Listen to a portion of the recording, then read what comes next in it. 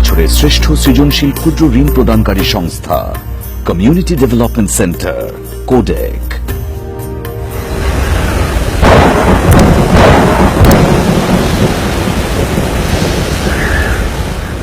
প্রাকৃতিক দুর্যোগ আর বৈরী জলবায়ুর শাসন মেনে নেয়াই উপকূলের মানুষের নিয়তি।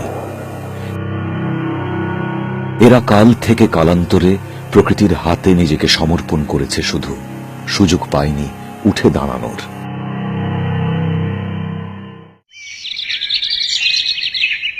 (1986 সালের কথা।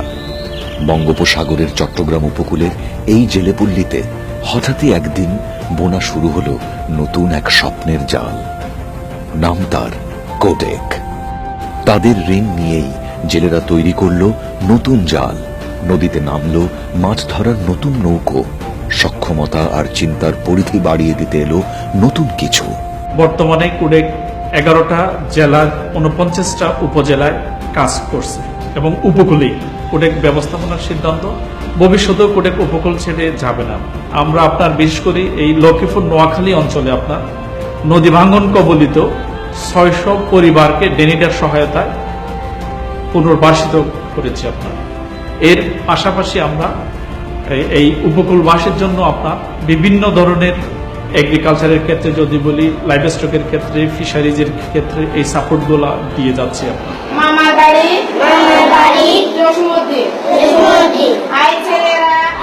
যেখানে দারিদ্র্য সামনে এগিয়ে থাকে সেখানে পিছিয়ে থাকে শিক্ষা।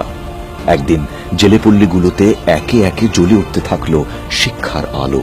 আমরা 6 ভাই বোন, 4 বোন 2 ভাই। তো আমরা 6 ভাই বোনই কুড়েক থেকে লেখাপড়ার আওতায় আসছি। কুড়েক ক্লাস 1 থেকে আমাদেরকে ফেলে দেয় নাই। পাশাপাশি যে স্কুলে আমরা পড়তে ইচ্ছুক সেখানে খরচ দিছে। যে স্কুলে যাওয়ার অধিকার, যে উল্লাস, যে অনুভূতি, সেগুলো কিন্তু আমরা কুড়েক থেকে অনুভূতিটা পাইছি। ঋণ থেকেই দিনে দিনে নারী পুরুষের সক্ষমতা। এই পথে 30 বছরে বহু পরিবর্তন উপকূলের এই এলাকাগুলোয়। এখন পল্লীর নারীরাই জানে জীবনকে পাল্টে দেওয়ার মন্ত্রগুলো। দাদনদারের কাছে যাইতে হচ্ছে না। কোডেকের ঋণ নিয়ে আমরা কম সুদে বিভিন্ন কাজ কাম করতে পারছি। মাছ যতগুলো আনা ততগুলো দাফন আলা নিয়ে যায়। তখন 60,000 টাকা নিয়ে 60,000 টাকা নিয়ে তখন আমি দাফন মুক্ত করলাম। তখন মুক্ত করি তখন আমি ব্যবসাটা আবার সবাই সকালবেলা 7টা বাজে সবাই বাচ্চা 3 বছরের বাচ্চারা স্কুলমুখী হয়ে যায়। আগে সেই সব ছিল না।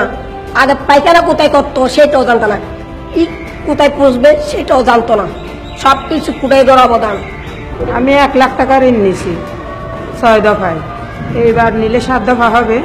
আমি এবারে আরো বেশি করে ঋণ নিতে চাই। আমি ওই ঋণ নিয়ে নৌকা কিনছি, জাল কিনছি এবং আরো অতিরিক্ত কিছু করে আমি আরো সুন্দরভাবে বাঁচতে চাই। এই জন্য আমি আরো বেশি করে কোডেকের কাছ থেকে ঋণ নিতে চাই। কথা ছিল বাল্যবেলাতেই রোজগারের বোঝা কাঁধে নেবার। দারিদ্র্যের কারণে ঘটেছেও তাই।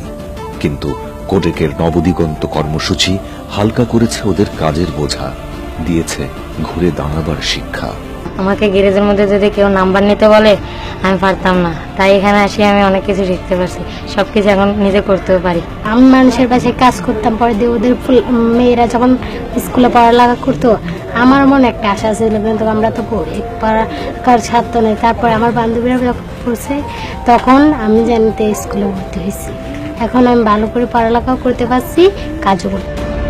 এভাবেই উপকূলীয় 11টি জেলায় ছড়িয়েছে তৃণমূল মানুষের চোখে আত্মবিশ্বাসের জাল বুনে দেওয়ার কাজ। 1800 জেলে গ্রামে গুছিয়ে উঠেছে মানুষের ঘর সংসার। 500টি কমিউনিটি বিদ্যালয়ে গড়ে উঠছে ভবিষ্যতের কারিগর।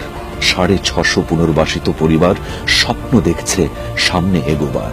প্রতিটা বেনিফিশিয়ারির আপনার পাসবই নিয়ে আসে, তার সঞ্চয়টা হিসাব করে, তার সঞ্চয়ের উপর সে কত পরিমাণ ইন্টারেস্ট পেল সেটা তার পাসবইতে পোস্টিং দিয়ে দিই এবং সমিতিতে বসে আমরা ডিক্লারেশন দিয়ে দিই যে অমুক সমিতির টোটাল এত টাকা ইন্টারেস্ট আসছে।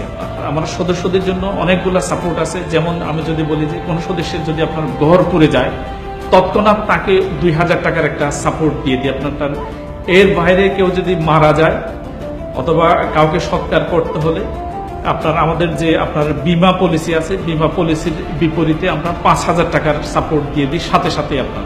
ক্ষুদ্র ঋণ মানে ক্ষুদ্র অঙ্কের অর্থ নয়, বরং অর্থবহ এক সহায়তা, প্রমাণ করেছে কোডেক।